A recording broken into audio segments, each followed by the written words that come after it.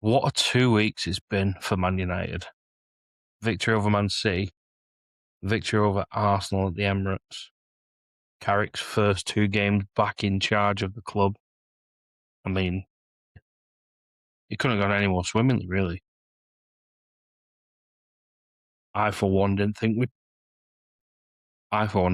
pick up 6 points.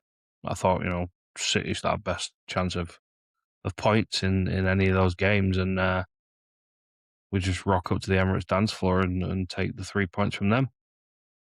I thought it was a really good controlled game from United. The first 10, 15 minutes, we probably couldn't get a foothold in the game. They score off a own goal. Didn't really. I think there was one header from somebody, and Lemons made a great save. And yeah, once United got the foot in the game, it was completely different. Press from Fernandez and Bumo that caused the first goal. Really, really good. And Bumo was just clinical. He's rapidly becoming a massive, massive, massive part of Man United and fan favourite. He scored in so many big games this year. I think it's a great signing. Yeah, and then Ballon d'Orgu with an absolute worldie to make it 2-1. Unfortunate to get a hamstring injury. It looks like he's going to be out for 10 weeks, the reports are saying, so not great on that respect, because he was in form, playing really well, doing the right things. But then Stoke FC strike again.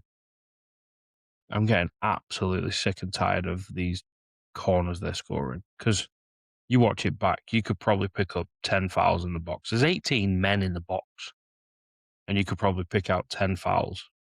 There's got to be a rule change that comes in, because that's not football. You watch that and you think that's great as an Arsenal fan. Go and watch a different sport, man. Go and watch rugby or something, because gee whiz, I'd get so annoyed if that's my team. But yeah, then Cunha, unbelievable movement from Fernandez, Mainu, and Cunha to create that chance, and a great finish. One massive positive I've got about Michael Carrick from this game: he could have took Dorgu off and brought on, another defensive type player, but he didn't. He brought Sesko on. Sesko had a huge factor to play in the goal twice. Lemons played it long, Sesko's brought it down. Bruno and Mainu combined, and then Cunha gets in. But then what you don't see, you've probably seen a video of it now, but Sesko's run between the two defenders keeps Gabriel on his toes and makes him kind of hesitate to go towards Cunha.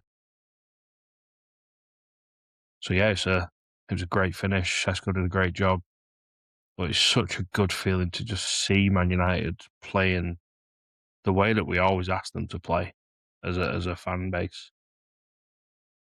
And I can't wait for Sunday's game already. Everyone's like, Fulham, low block, how are we going to do? I don't think they're playing a low block. I think they were more of a mid block and sometimes a bit of a high press. But yeah, we'll see what happens on that game. I think it'll be a fucking travesty if Arsenal win this league. They're anti-football.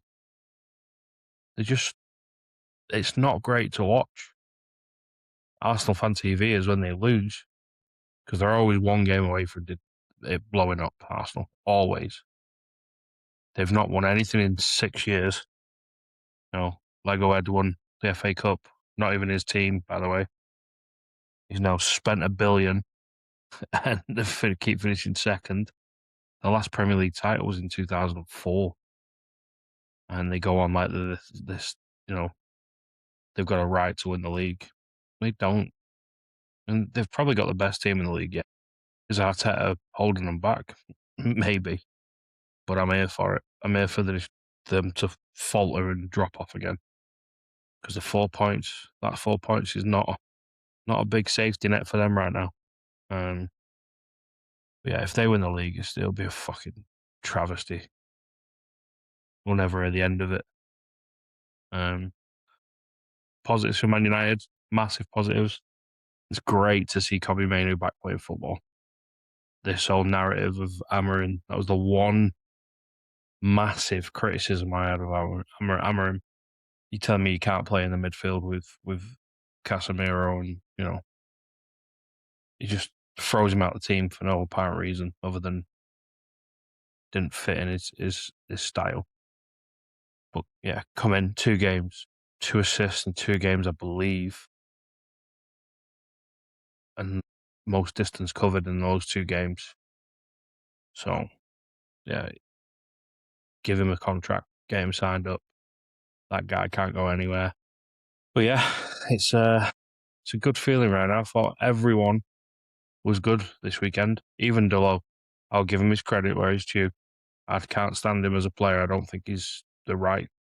I've said this time and time again. I don't think he's a Man United player. If you ask me if I'd put a list of 5 right backs, I'll find them. So yeah, I think he did well defensively. Just keep the game simple for him. He was never a wing back. He can't cross it, but his attitude and application were great this weekend.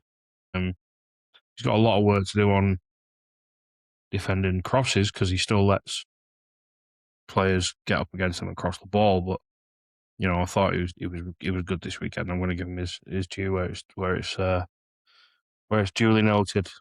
He needs a good run of games, I think. But with Mazraoui back in, I'd like to see him in that slot and give him a chance there. Yeah, Fulham this weekend now, coming up. Can't wait for it. Cannot wait for it. So, interested to see what it's like with the fan protest over there at Old Trafford, and I hope we can come away from the game of 2 or 3-0, comfortable, lot of the ball, clean sheet. It just only helps Carrick in the long run for him to get this job. I did a video last week of the 5 names that I think should be in and around the job.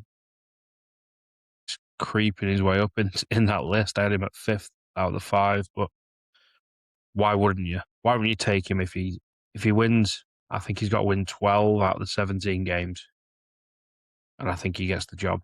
I think 12 out of the 17 games gets us into Champions League football. I think 5th will get us a spot with a coefficient.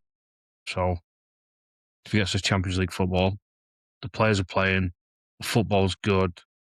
Why wouldn't we take him? And I've read a lot of things. Oh, it's a risk because of what Ole Gunnar Solskjaer did, but the 2 separate people. It's completely different. Michael Carrick can't be brandished with the same brush that Ole Gunnar Solskjaer had brandished on him. Yeah, because it fell off at the end for Ole. And there's probably a lot of factors that went into that. But it's also a risk of pointing, let's say a Tuchel. We need Tuchel's coaching England in the World Cup. That won't get agreed, and it won't come until after the World Cup. And looking at players, and we ask players, "Oh yeah, we want to sign you. Who's the manager going to be?" Well, we can't really say he's in the World Cup. I'm not going to sign. So I think that it's going to start creeping up here of who we're going to get.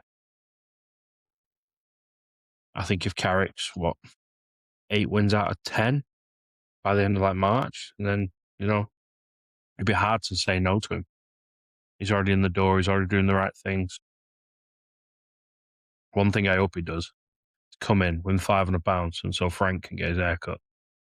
That'd be magic. But yeah, Michael Carrick, genius. All right, on to the next one. Follow him on Sunday. Peace.